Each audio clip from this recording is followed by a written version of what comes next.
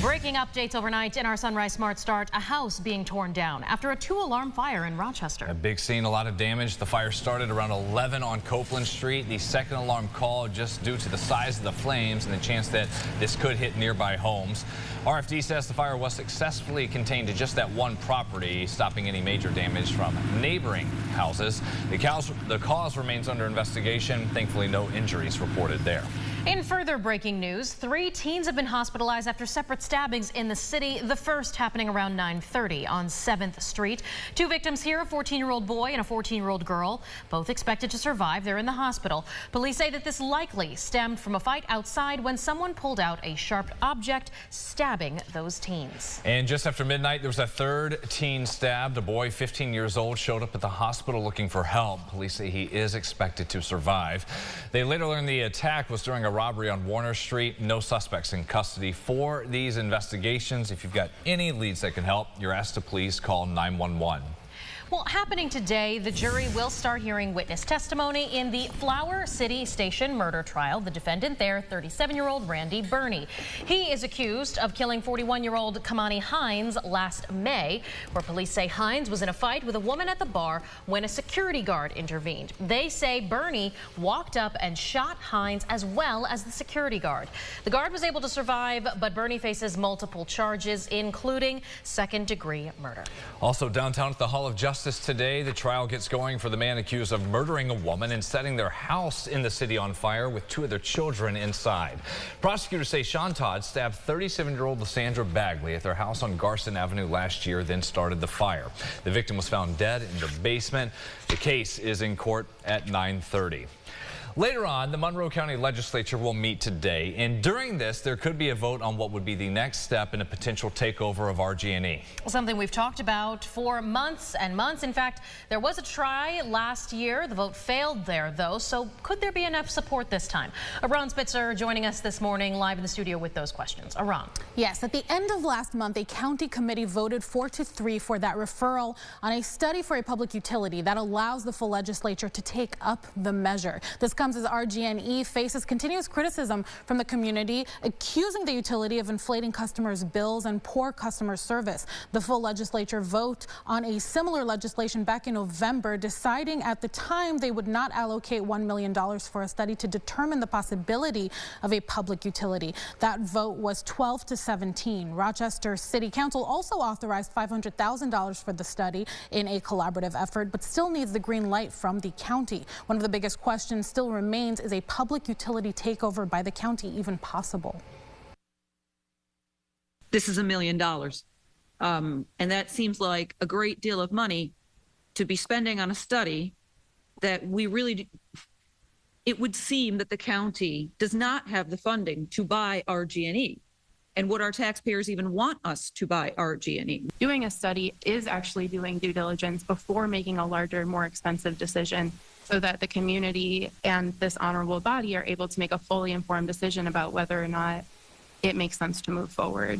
County Executive Adam Bello has previously been critical of the idea, saying it's not the best way to spend taxpayer money. We'll have more on that debate tonight on News 8 at 11. Guys, back to you. All right, thank you so much, Aram.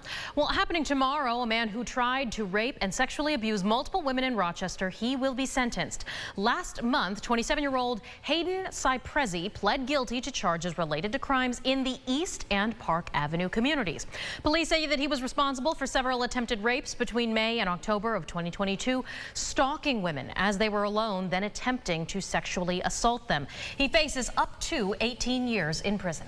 Your forecast coming up here momentarily with James. First, though, your sunrise traffic at 6:53. The view from the west side in the ballpark. Our expressways are clear of any accidents, but still got an eye on an issue in Greece. A crash at Windsor and Denise Roads. We'll bring you an update on that. Any other problems with congestion this morning? Everyone going back to work and school at 7:25. A champion has been crowned in March Madness, the men's tournament. Purdue against UConn in Arizona. The Huskies trying to become the first team since 06-07 to go back-to-back.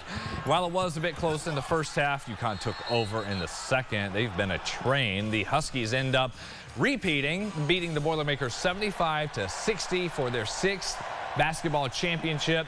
Purdue's big guy, Zach Edey, finished with 37 points, but the next player on the team only had 12 in terms of high scores. We had a lot of clouds. We know. It didn't work out, but people here in Western New York still had a good time, and in 15 states saw the last total eclipse in the U.S. for the next 20 years. There was still lots of fun to have, including all these sites from NewsAid. We brought them to you from all over the Finger Lakes region. This here in Brockport, right down that center line. If you missed it or you just want a better view next time, you're going to have to wait. 2044 is the next time a path of totality will cross over Montana, North and South Dakotas. The Eclipse glasses, they were nice to have, right, for the experience, even though we didn't use them. What do you do with them today?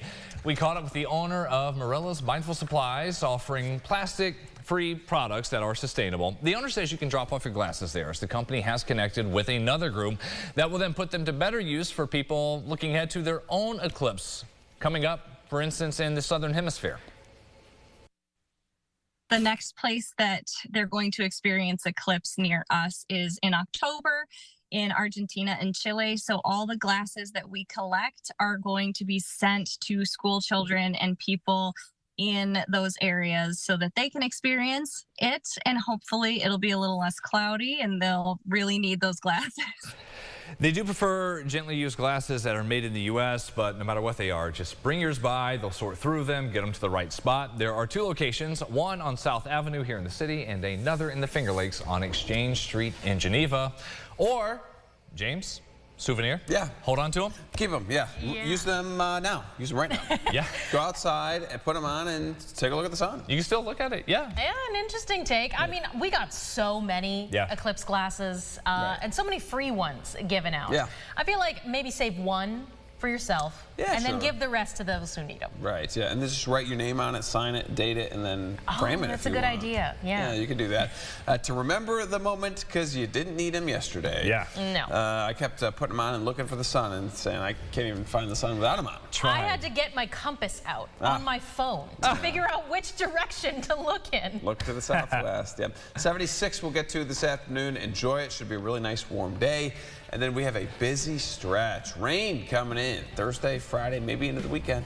I'm getting outside. Go to the park today. I'm going to Highland Park today. Nice. With a picnic blanket and some food. I'm excited. Magnolias are starting to pop. I smelled them when I was there. Very nice. It's going to be so great. We'll see you back here in 30.